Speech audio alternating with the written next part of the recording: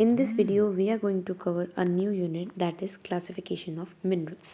इससे पिछली वाली वीडियो में हमने डिस्कस किया था फिज़िकल प्रॉपर्टीज़ मिनरल्स की। अब हम इस यूनिट में केमिकल क्लासिफिकेशन स्टडी करेंगे।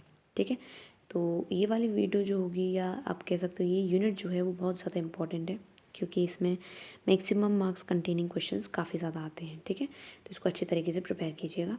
स्टार्ट करते हैं हम classification of minerals. So the first person to propose the chemical classification of mineral was Berzelius, ठीक है, एंड उन्होंने क्लासिफिकेशन किस पर बेस्ड किया था? His classification was based on electronegativity of elements, ठीक है, जिसमें उन्होंने मिनरल्स को क्लासीफाई किया था by the common occurrence of their A9 and radicals. Means वो मिनरल्स जो easily anions and radicals form कर लेते हैं उनको एक तरफ ग्रुप किया, एंड वो मिनरल्स जिनको मुश्किल होती है, डिफ़िकल्टी होती है एनाइंस और रेडिकल्स फॉर्म करने में, उनको दूसरी तरफ। ठीक है, तो इस तरीके से उन्होंने केमिकली क्लासीफाई किया। तो सबसे पहला जो क्लासिफिकेशन है वो आता है नेटिव एलिमेंट्स। तो चलिए पढ़ते हैं, what are the native elements. This is a category of pure metals. तो नेटिव एलिमेंट्स क्या होते हैं? ये कैटेगरी होती है प्योर मेटल्स की, मतलब नेटिव एलिमेंट्स के अंदर प्योर मेटल्स आते हैं, वो मिनरल्स आते हैं जो कि नेचुरली प्योर फॉर्म में पाए जाते हैं।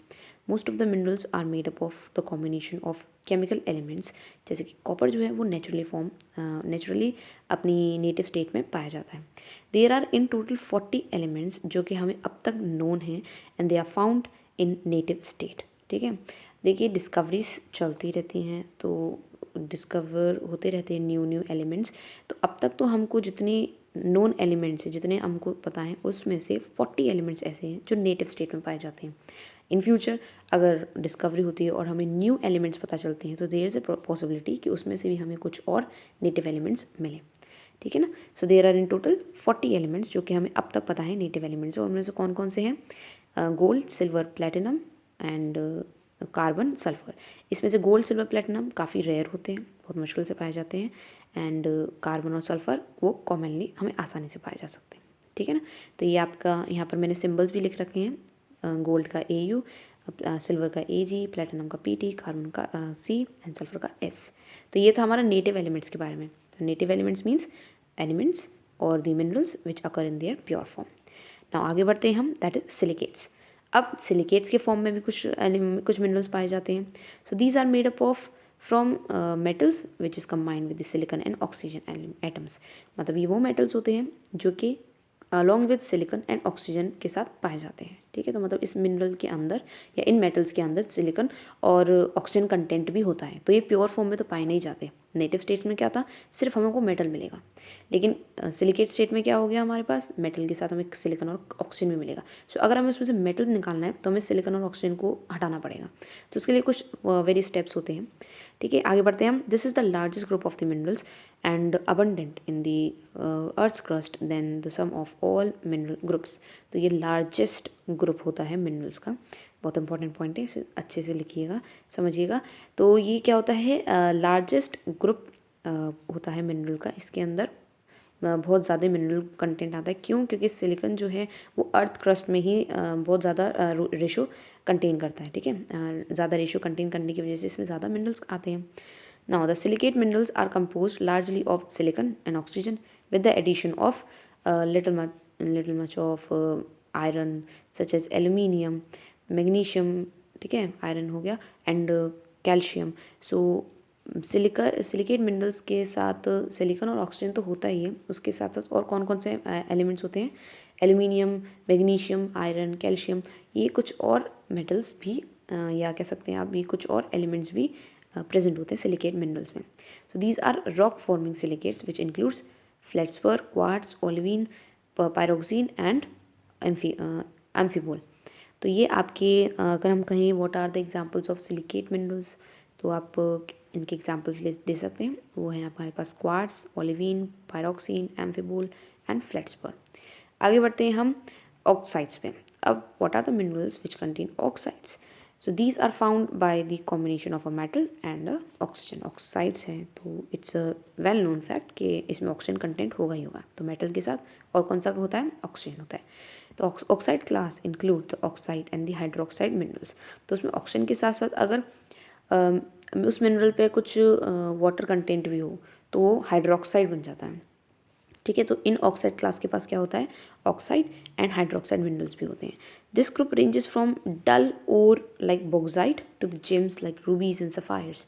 तो इस ओर में क्या क्या आते हैं, बॉक्साइड्स भी होते हैं, मतलब बॉक्साइट के अंदर भी ऑक्सीजन कंटेंट होता है, और ज़्यादा लस्ट्रस जेम्स, जेम्स मीन्स आपके हीरे जवाहरात जो होते हैं, तो उसमें से जैसे कि रूबी, सफ़ायर, ये बहुत इंपॉर्टेंट जेम स्टोन्स होते हैं, इनके अंदर भी ऑक्साइड कंटेंट होता है। ठीक है, तो ऑक्साइड से कौन कौन से मिलते हैं आपको, बॉक्साइट एंड रूबीज एंड सफ़ायर्स।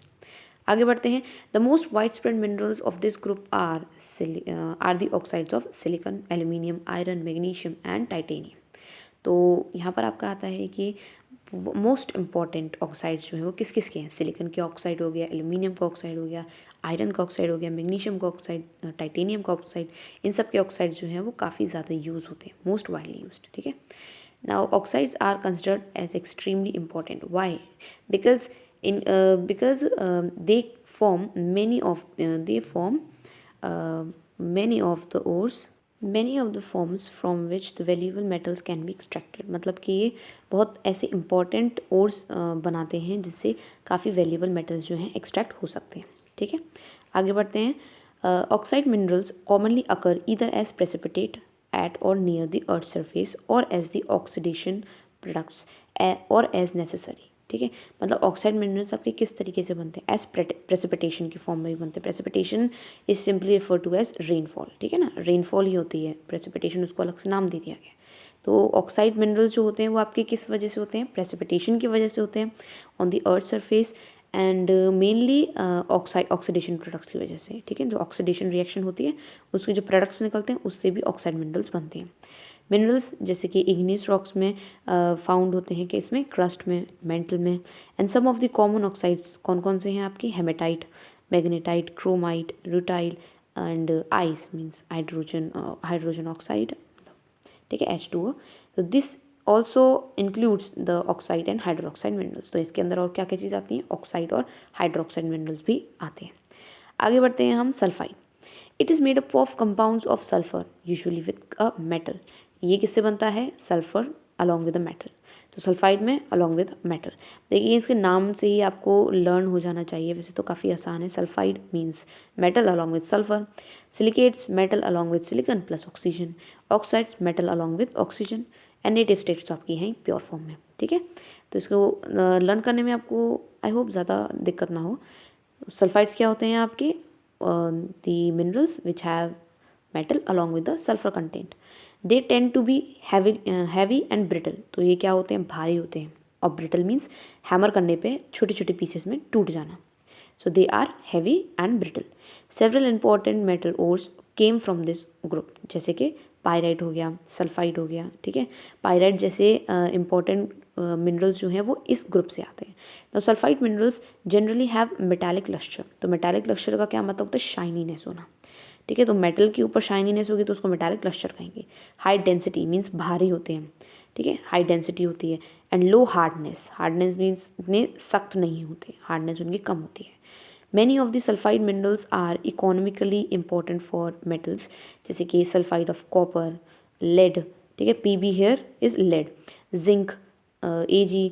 ठीक है, सिल्वर, एंटीमोनी। ठीक है, एंटीमोनी आपका हो गया, मतलब SN क्या होता है आपका, एंटीमोनी।